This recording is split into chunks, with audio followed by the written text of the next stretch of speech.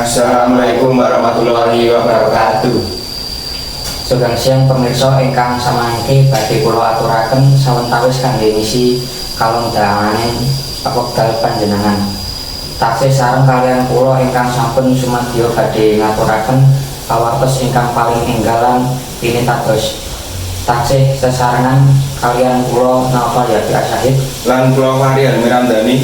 Pawartos jangkepipun mekanten wonten ing tanggal 20 dinten Ahad kula badhe ngaturaken kawontenanipun para pedagang ingkang mapan wonten ing Laguna Pesisir Glagah. Laguna inggih menika papan wisata enggal ingkang samenika nembe kawentar ing Kulon Progo. Kanthi wonten papan wisata menika kathah saged pedagang ingkang sadeyan minangka warna kuliner. Ananging kanthi wontenipun bandara enggal wonten Kulon Progo tentu kemawon asung pangribawa ingkang ageng tumrap para pedagang. Pangribawa menika murugaken penghasil pedagang tansah kirang utawi malah tansah tambah. Kangge mangertosi bab menika samenika kula sampeyan sesambetan kalian reporter TV ingkang sampun sumadyo badhe caos paripuran. Sumangga paniya laporanipun langsung saking Laguna Pesisir Glagah.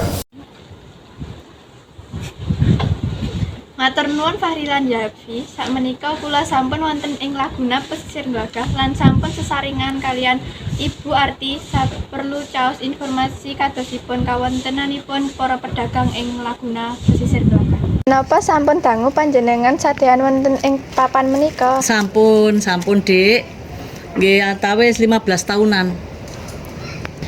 Wonten ing warsa pinten panjenengan sadeyan wonten ing papan menika? Warsa niku napa nggih? Tahun. Oh, tahun.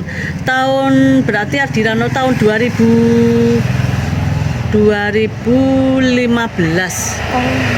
Ya, 2015.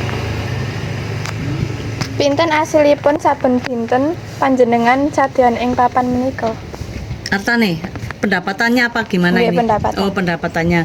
Kalau Sabtu Minggu ya Sabtu Minggu sampai 15 juta, tapi kalau harian paling ya 500, 1 juta gitu. Wiwit warsa pinten Laguna menika dados papan wisata lan kathah dipun datengi wisatawan. Tahun 2000-an.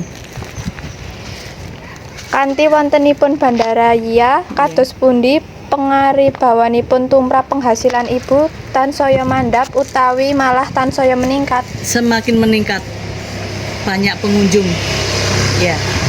Kados pundi kawontenan Laguna wonten ing dinten limrah menapa tetep rame? Nggih, tetap rame. Tapi yang paling utama rame itu Sabtu Minggu. Ternuwun Ibu. Oh, inji.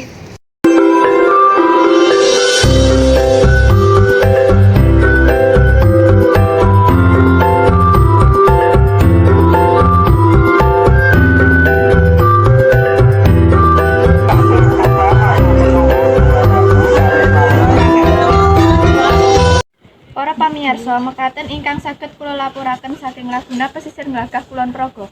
Kula Fania Altafunisa juru kamera lan sedaya kru ingkang ngayahi jejibahan nglaporaken saking Laguna Pesisir Glagah. Langsung dateng studio monggo Fahri lan Yafi. Matur nuwun panya awit paring palaporanipun pawartos kala wau mungkasi pepanggihan kita wonten ing siang menika. Kula lan sedaya kru ingkang ngayahi jejibahan nyuwun pamit sugeng pepanggihan malih. Wassalamualaikum warahmatullahi wabarakatuh.